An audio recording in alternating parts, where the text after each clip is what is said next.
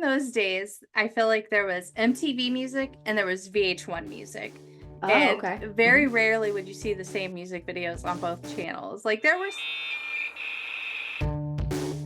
Welcome to Posh Plastic, the Y2K nostalgia podcast. Here's Amber and Kylie. Wind up, wind down, and let's hit rewind. Hi guys, welcome back to another episode of Posh Plastic. I'm here with the Joey to my Chandler, Kylie. Hi guys, and what's your name, by the way? Oh yeah, hi, I'm Amber. For those who don't know, I forget to introduce myself a lot.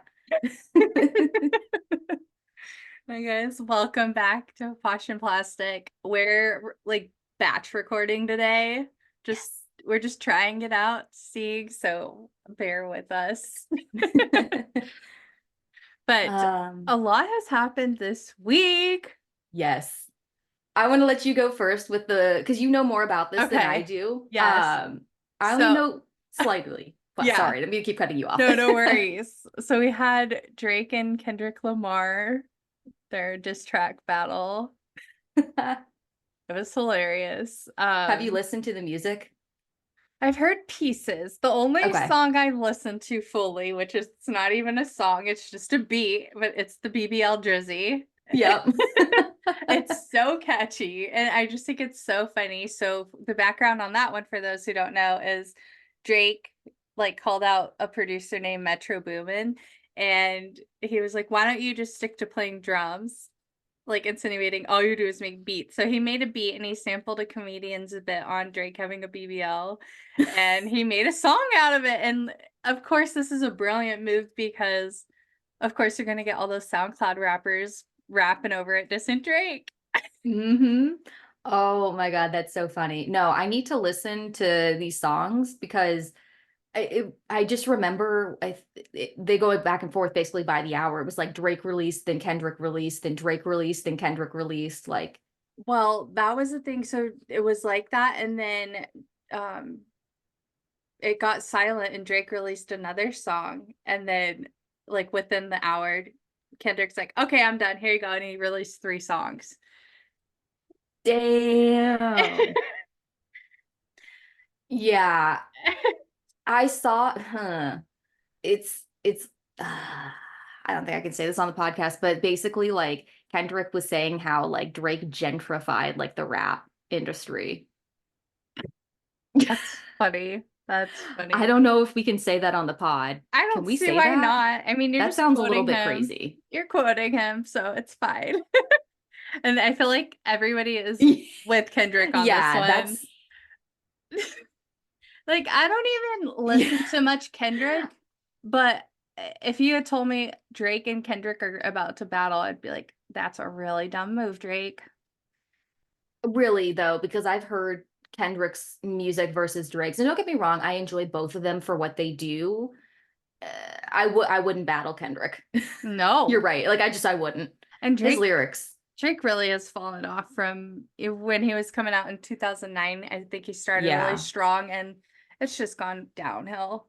But yeah, I mean, Kendrick's pointing out like Drake had like an 11-year-old daughter, and apparently Drake is saying he paid someone to feed Kendrick fake news.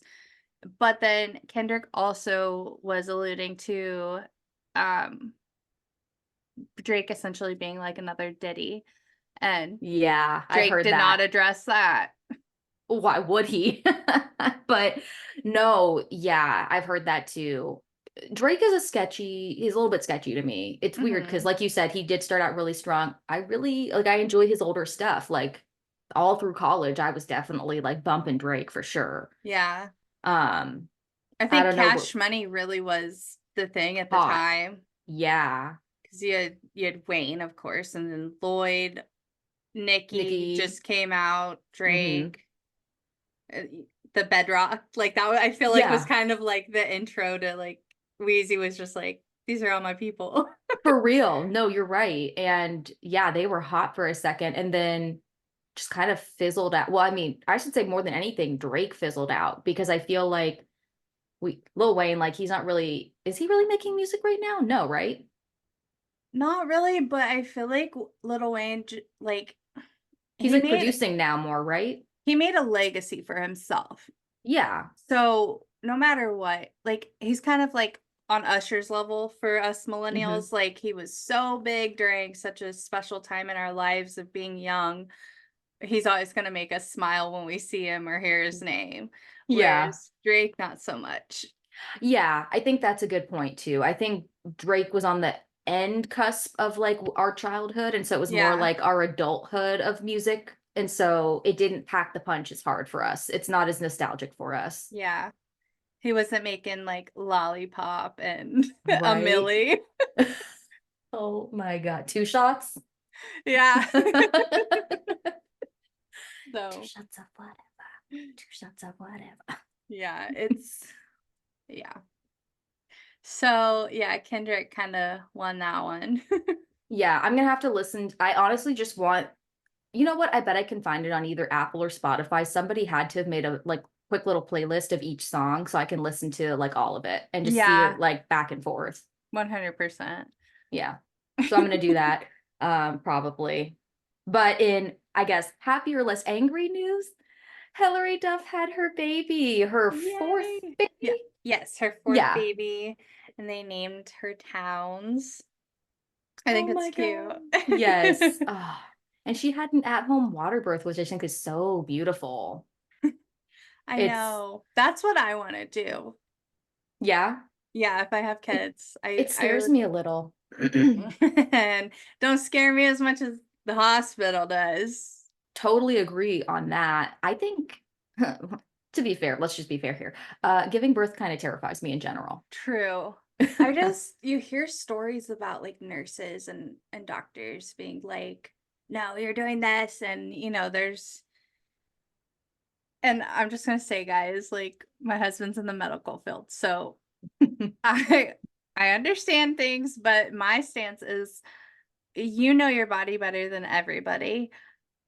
And I feel like a midwife is going to respect that more and honor it. And you never hear horror stories of midwives. You always hear horror stories in hospitals.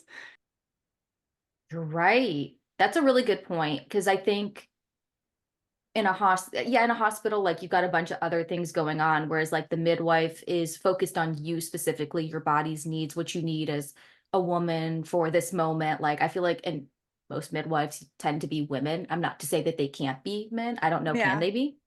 Yeah. Yeah, but most of them are women and they understand the female body. So I feel it's not to say that I don't know, just something about It's a it. more holistic approach to it as well, Yeah, which I don't know. I'm just a very nature person yeah. and just feel like we don't need to add all the chemicals and things, especially with a birth of a child. Like I don't want my Hmm. kid to be coming out all mutated. Or Not like, that, yeah, but like, I mean, I also want to feed them the right foods and stuff too. I'm definitely a totally. Kourtney Kardashian in this sense. I know, guys, I am definitely an almond mom in the making, but I do not care.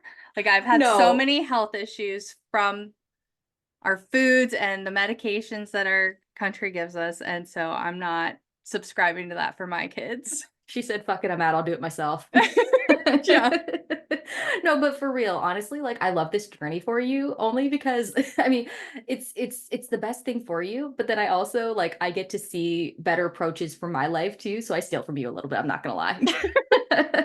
So I'm like, oh, that was really toxic of me. I should probably move this way over here and do this instead. Like, Not toxic of you, toxic in you. correct. Thank you. I'm putting myself out there like a toxic person. Like, I know. It's like, where are you going with this? I'm not gonna lie, we're recording a little bit earlier today, so it's like what 10 o'clock for me in the morning. We normally record at like 6 p.m. So that's here's my jumbled We're thoughts. up. But anyway, back to Hilary. Yeah. Yes. So happy for her and Matthew. I know. It's their third baby too, which is so sweet. And together they have 3 girls, and Hilary Mhm. has Luca as well. But I wonder how Matthew feels about 3 girls, because Yep. I know that's wild for a dad. He is officially a girl dad. And Yeah, also poor Luca, like no brothers, all little sisters. you're right. Are they gonna have, I wonder if they're gonna have one more kid. Like I feel like they might round out at 5 or So. No, he got a Oh, you're vasectomy. right. Oh my God, duh. I'm so stupid. I was like, wait a minute. I feel like I'm saying this, but I feel like I have inside information somewhere. You're Yeah, right. she So, made him go get snipped once she got pregnant. well, because they're fertile AF. It was like, I remember Yeah, they had one of their daughters, and then like right after it was, I can't remember what yeah. it It was was Lane. Banks Oh, Banks. and then May. Where'd I get Lane? Who's It, Lane? it's probably somebody's middle name. I wouldn't be surprised if it was one of their middle I names. feels like it is. Okay, yeah. So yeah, May then or Banks then May. And it was like pretty close, those two, I Yeah, remember. So yeah, I don't blame her. She's like, I can't take on anymore. yeah. To have her career and 4 kids. Right? My God. Crazy. Good for her though. Yeah, and she She's better than looks me. amazing. Right? She always looks I so could glowing when never. she's pregnant too. I'm like, you look Yeah. so happy. I know she was like, this baby came super late because she was just like, please stop asking me if I'm still pregnant. We will let you know when we have the baby. Like she was getting so tired of people asking her, like, Oh you're wow. still pregnant? Have you had the Oh. baby yet? She's like, no. That happens to a lot of like actresses. I think because like there's to us it's like not a normal timeline, so it feels like they've been pregnant for like over a year sometimes, I feel. Yeah. Yeah. There was one actress in particular. Oh, it wasn't an actress, it was a like a reality star. She was pregnant for a while, and I swear she was pregnant for like 2 years, but she wasn't. It just felt like it. Oh, yes. But we are so happy for Hilary and Yes. Matthew and all of the family. But Yes. yeah, do you want to get into today's topic?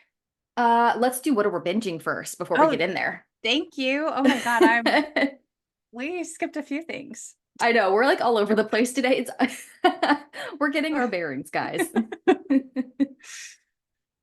Okay, so So, what are you binging?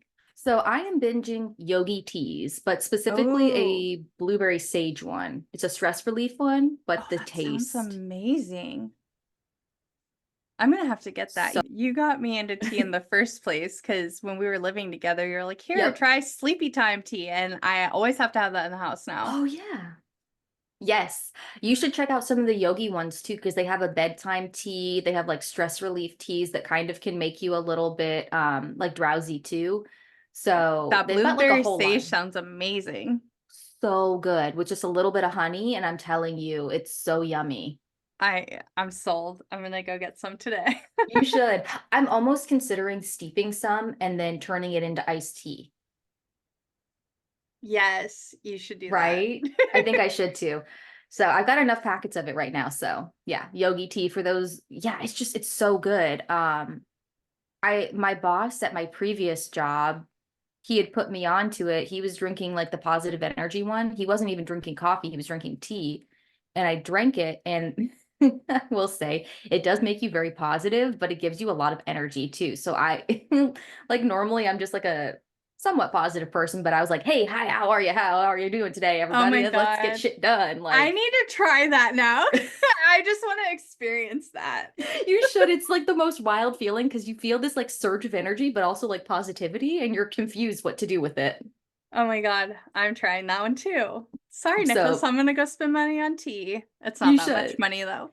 It's so good. Yeah, I think Kroger's, I think everywhere really sells it, but like Kroger has it. And I think that's where I found the blueberry sage one, if I'm not wrong. Them and Walmart are where I Okay. find my good ones usually. And if you don't have Kroger where you are, if you're in California, it's Ralph's. If you're Yep. other places, it's Fry's. I finally moved somewhere where it's actually called Kroger, but Yeah, we love a Kroger company exactly. Oh, grocery I just call store. it, half the time I call it Kroger, and like people give me funny looks. And I'm like, oh yeah, sorry, Ralph's.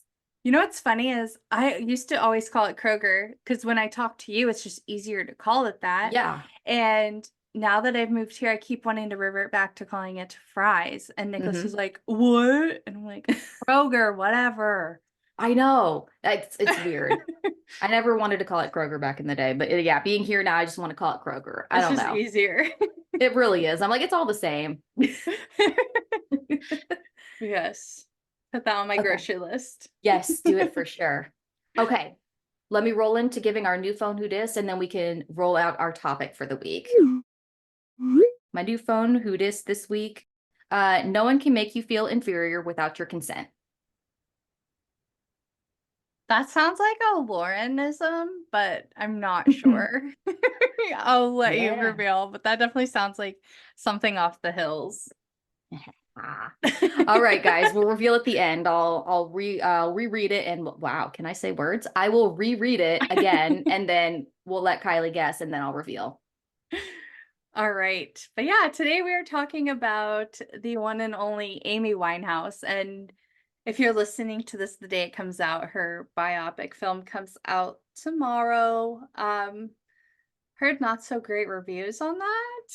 Yeah, I did a little bit of research to find some. I mean, I did it specifically with Rotten Tomatoes because I feel like they're like the barometer of kind of like what's going on. Yeah. It only has a 38% right now on the tomato meter, but I mean, it hasn't come out yet, so this is specifically from critics, so I feel like that makes Yeah. the most sense. I never pay attention to the tomato side. I always pay attention to the popcorn. Oh, nice. I guess I never noticed that. I'll have to look into that next I time I'm never looking. agree with the critics. That's why. Oh, okay, But I've fair. heard like the family didn't approve of this and Mhm. they don't support this and the story. Really? Yeah. I mean, I don't know. I haven't looked into it. Like maybe there's some in denial or maybe it isn't well done. I don't know. So I'm kind of on the fence if I should go watch this or not. I might just wait till it's streaming. Yeah, I feel like I might wait till it's streaming. Everyone's kind of saying that it's like a middle of the road type of biopic. Like it's like they're not really teetering to either side. They're kind of staying very neutral on everything. Mm-hmm. And so even The Independent had a specific article that was titled Back to Black Review. The cringeworthy Amy Winehouse biopic is too afraid of difficult questions. So it's not going to answer a lot of questions or go into some of the darker stuff, which I understand being respectful, Yeah. but I feel like there's some things that do need answers. Right. And I understand you can do it in a respectful way, I feel. I agree. Yeah. So, yeah. Yeah, she had a really tough life. And so, but we'll see. Yeah. Let's roll into a quick bio of Amy Winehouse. I got some info. We won't dig too deep into too much of her childhood and stuff, but Amy Jade Winehouse was an English singer and songwriter. She was best known for her deep, expressive contralto vocals and her eclectic mix of musical genres. She was born on September 14th, 1983 in Southgate, London, to her mother, Janice Winehouse, who was a pharmacist, and her father, Mitch Winehouse, who was a window panel installer and taxi driver. She also had a brother, Alex Winehouse. And she was raised Jewish, and she expressed her pride for being Jewish, and she would wear a Star of David medallion frequently when performing.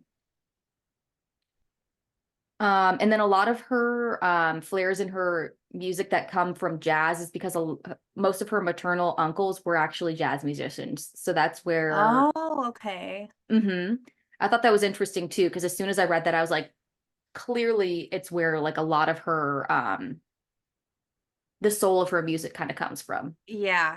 Yeah, I'm sure we'll talk about it a little bit later. I'll let you Yeah. finish, but yeah, I will touch on that. Yes. And then just a little background on like kind of how she got herself into music and kind of, started doing some of her vocal stuff. So from 1992 to 1996, she attended Susie Earnshaw Theater School on Saturdays to further her vocal education and to learn tap dance. I thought it was weird that they put tap dance there. I don't know what that has to do with it. I'm sure. And then she also, from there, she formed a short little rap group that was called Sweet and Sour with her child besthood. Wow, child besthood? That's not a word. Her childhood friend, Juliet Ashby. And then she went on to attend Sylvia Young Theater School. And it was reported that she supposedly got kicked out of the school because she started getting a little bit edgier, getting a nose piercing and not really applying herself. But Sylvia Young, herself like stated that was not true and she was actually never kicked out. I think she just left on her own accord and was ready to pursue different things in her life because she was like 15 at the time. So the tropes of an artist. I'm saying. No, the rap group, that it almost gives me, do you know who Cher Lloyd is? Yeah, I know the name. Let me look her up really quick. She I had a song. She does like rap, but then she can also sing too. She won like X Factor when it was still just a British thing. I was gonna say Um, I know the name. I just yeah, don't. and then she had a song called "I Want You Back," and then she did one with Oh, Demi, and then she did one with Becky G. I thought that was I thought that was like Carmen or somebody that did that song. It's like, I want you back. No, Oh, yeah, no, that's that's Cheryl Lloyd. Yeah, interesting. Carmen did a song called "Broken Hearted." Oh my Oh. God, this is taking us back in I'm time. telling you. Okay, interesting. But yeah, I like learned the something. rap group, like I don't know, it's reminded me of Cheryl Lloyd. I love little British rap groups or little British rappers because it's not the same. Their rap is Yeah. different. And so it's quirky, it's fun, especially the girl rappers. They're always Yes. interesting. Or female, girl. I don't know what's the right word. Whatever. I would be interested to hear Amy rap. I would too. I wonder, I didn't see anything anywhere, but I wonder if there's like any past recordings of If her we rap find group. it, we'll try to add it in here without getting the video shut down.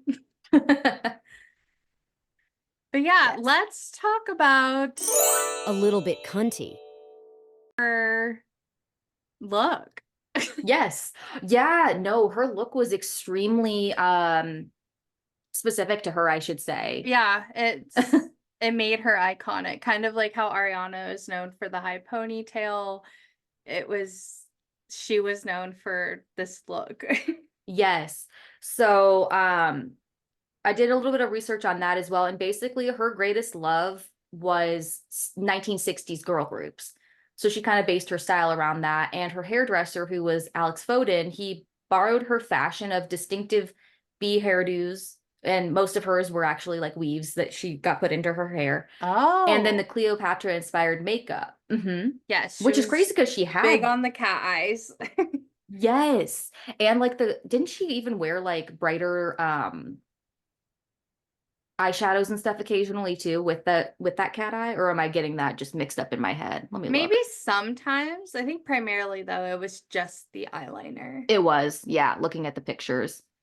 And the distinctive, like she had because she didn't do full beehive, because like the full beehive was all of your hair up. She did like a half beehive style where it was like Yes. half her hair up with the bangs, and then she had the long, I don't know if it was her hair or like extensions, essentially. Yeah, and then she would have like a ribbon or a bandana around it Mm-hmm. too.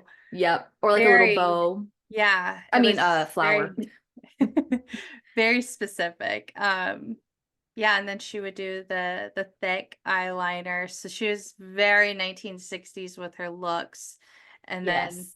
her sounds were more of like the 40s, 30s type music. So she was Yeah. a very interesting woman.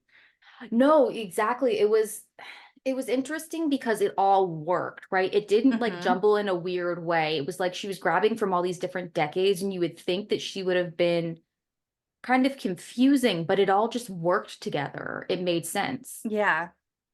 because it was done in such an artistic way, I feel.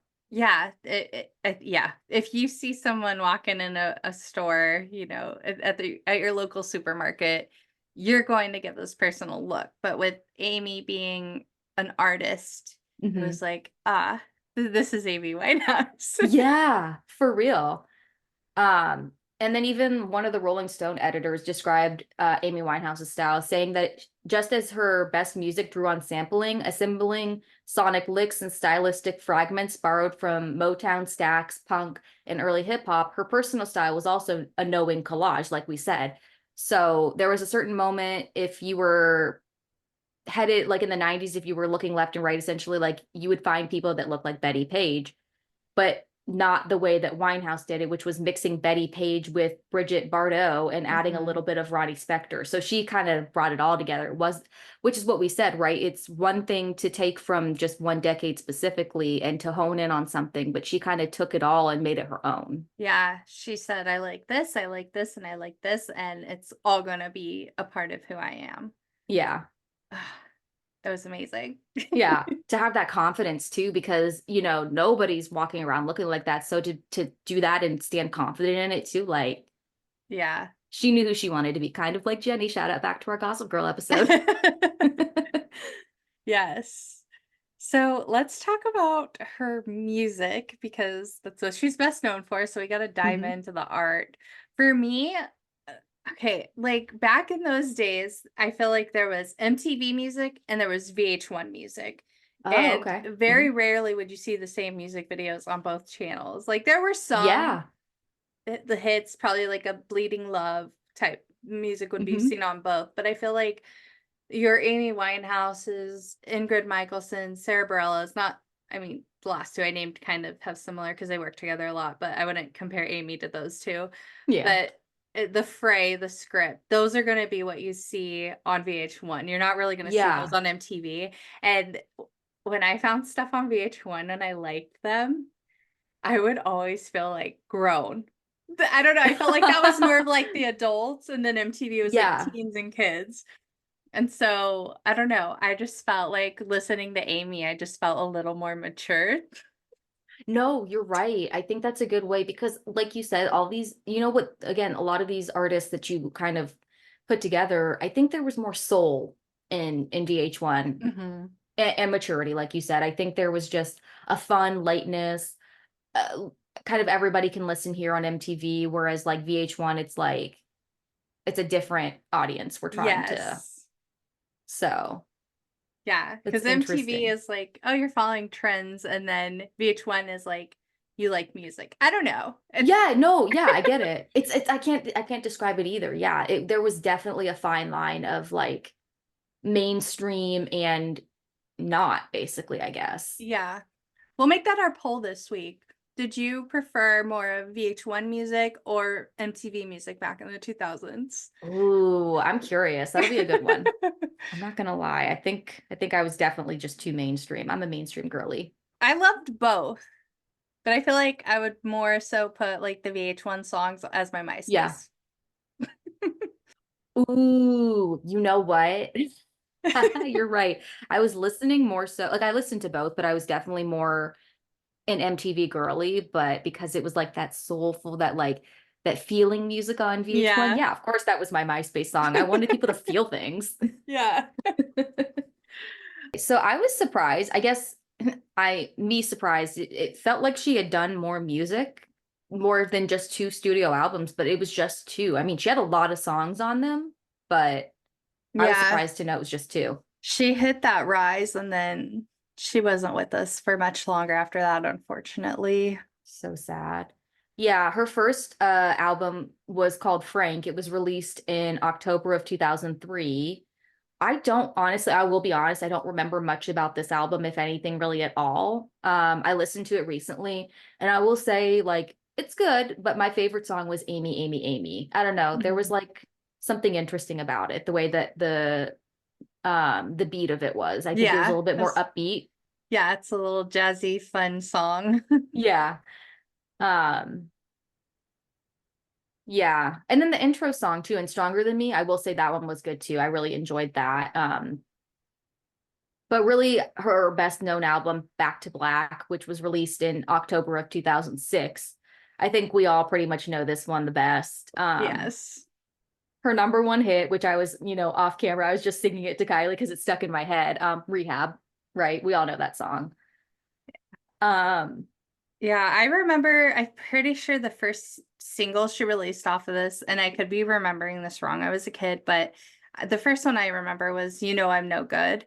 And I feel like that might have been her mhm. American debut. And I just remember like hearing the song and I'm like, hell yeah, like what is this? And Yeah.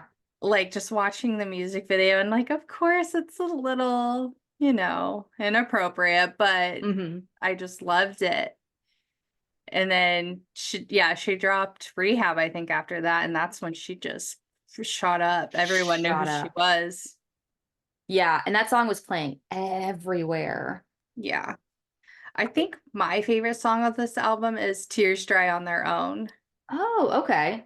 Because That it's like was, very jazzy and happy, but it's a very sad song if you listen to the lyrics. yeah. I actually starred that as one of the ones too. I don't know if I started or you did too, but that's one of the ones I thought was interesting as well.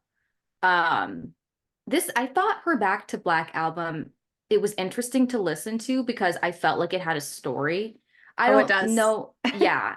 It's kind of like her journey a little bit. It's kind of Yeah. it's I feel yeah. like it's her story. And Yeah. it just, unfortunately, it was, you hope that it's not the truth, but then when she passed, it was like, okay, that makes sense because her music was kind of a cry for help. 100%. And yeah, like I think what was I don't know if this was meant to be how they did it, but I noticed that like this album starts with the first song being Rehab, number one, and then the last song is Addicted. Hmm. And now I don't know if that was meant to be the way that it's read. Like, For me, it's kind of like in a movie when they start the scene of like what's going on right now, and then it's like, but before we get here, let's show you how we got here. And so it's like we right. start here, but the rest of the album, we're gonna tell you the story of how we got there. Yeah. So that's kind of how I felt about it too. It's clear. And listening to even some of her songs, like Some Unholy War, it sounds like she was kind of talking about Blake's addiction issues in that song a lot. Hmm. Which was really sad. And then He Can Only Hold Her, there was a specific lyric. He tries to pacify her, but what inside her never dies. That was really interesting to me too. Yeah. It's clear that she's really putting like her true heart and like her story into this. And that's what makes soul music. For real. And I think that's why she was so well appreciated, because you have to be able to do that if you're going to do this type of Hmm. genre. And so it's so sad to have lost her so young, because she had all the talent and capabilities. She did. Um, Yeah, it was, I would have loved to see what she could have done. Same. But yeah, I mean, she packed a punch with what she did though. I mean, she won Yeah. so many awards. Yeah. In 2007, she won a Brit Award for British Female Solo Artist. And then she also won the MTV Europe Music Award for Music Artist Choice Award. Wow. But 2008, my God, she was collecting Grammys like they were purses. Damn. So the Grammys, she won Song of the Year, she won Record of the Year, Best New Artist, Best Pop Vocal Album, Best Female Pop Vocalist, and then let's see, any more Grammys? No, that was it for Grammys, but she won Danish Music Award for International Album. And then she won the World Music Award for World's Best Pop. Uh, Damn. yeah, and I mean that's just a little bit. There's many more she's won, but without that really was just one album that won her all that. Yeah, I was gonna say the world really embraced her music and her and what she was doing. Like it wasn't just specific like to the genre. It was like everyone was saying like, no, this woman is talented. Yeah, and you don't really hear that today. Like if there's an Yeah. artist, it's very divided. You've got haters and lovers.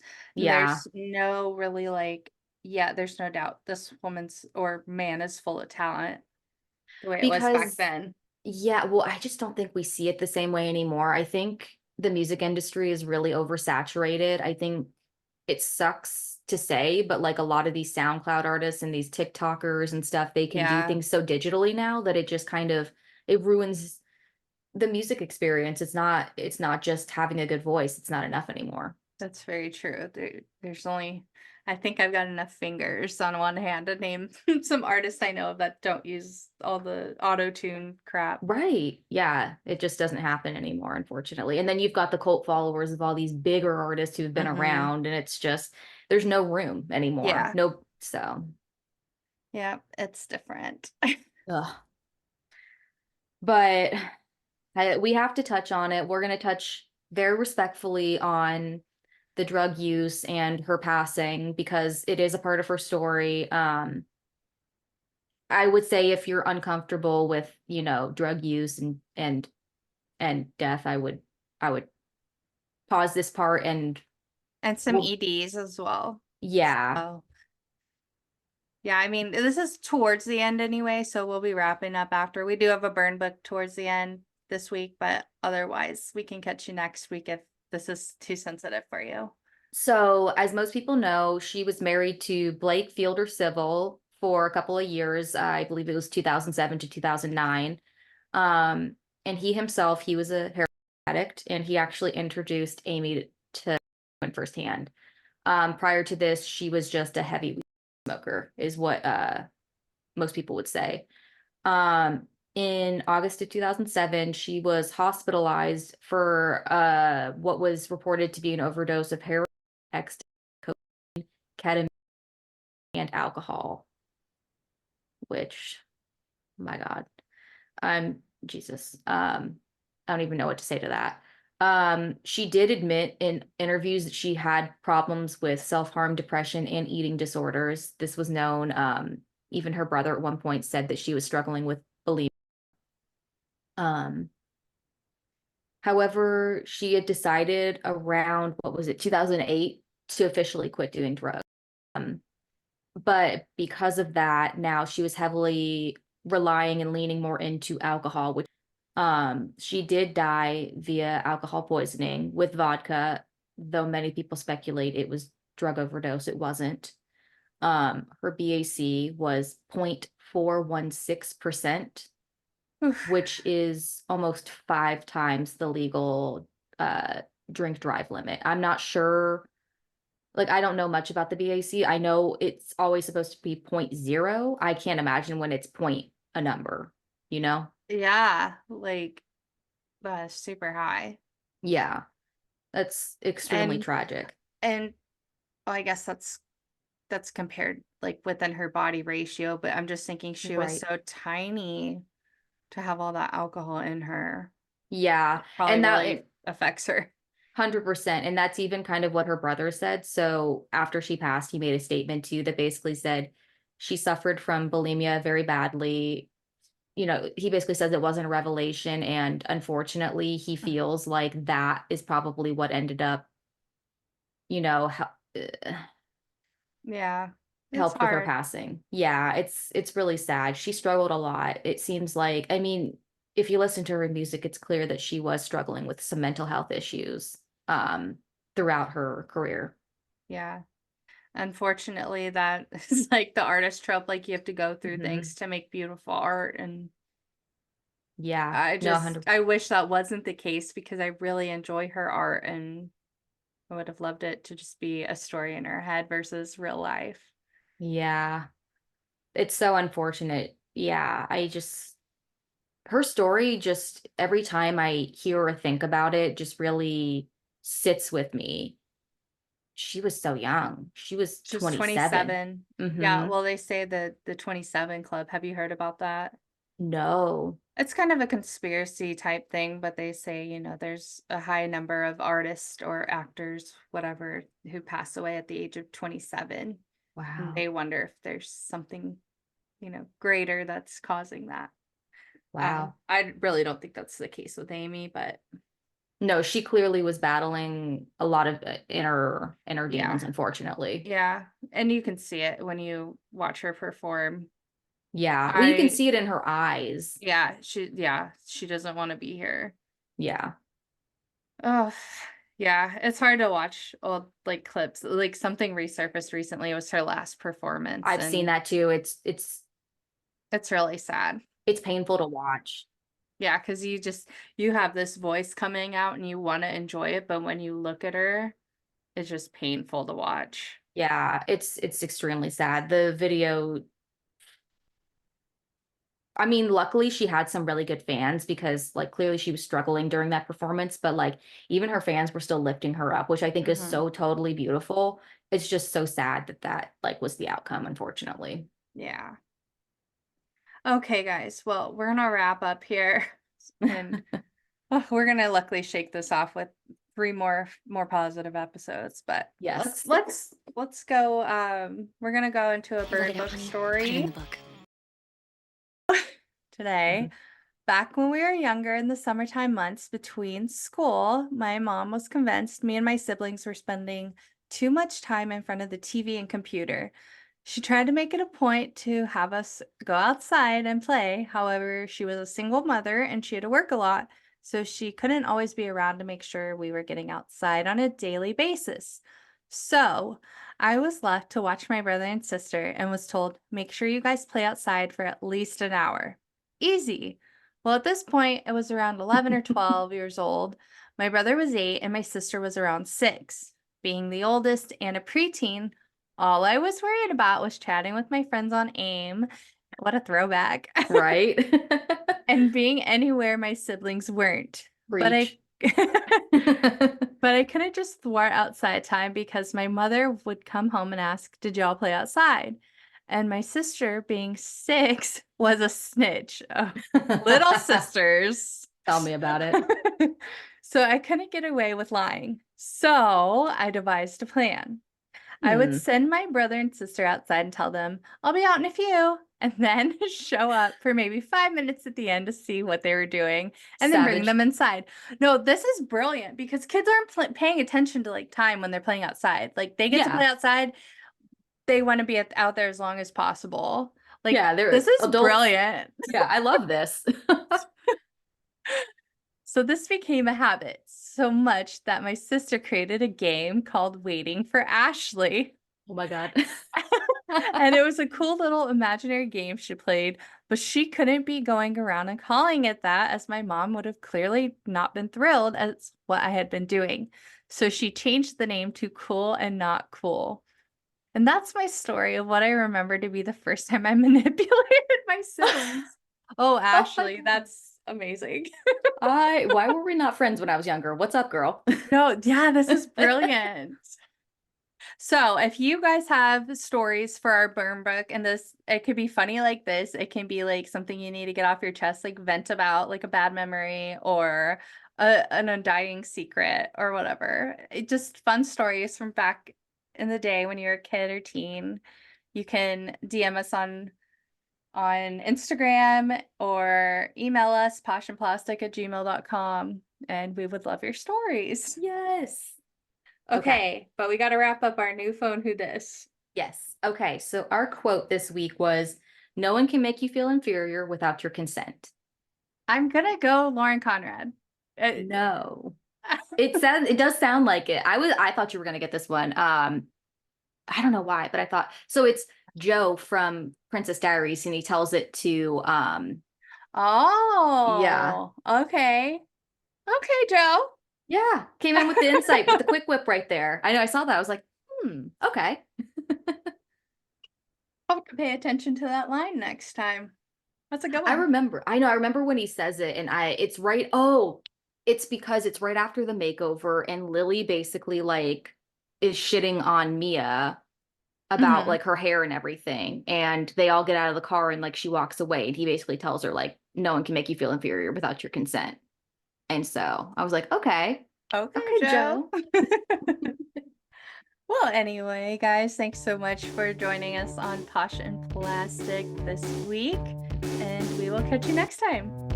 Bye, guys. Thanks for tuning in to Posh and Plastic. Please subscribe to our podcast so you get new episodes as soon as they're available. It would be so fetch if you rated us 5 stars and leave us a review. Also, be sure to connect with us on social media. We're Posh and Plastic on Instagram, TikTok, and Facebook. We'll see you next Throwback Thursday for our next episode.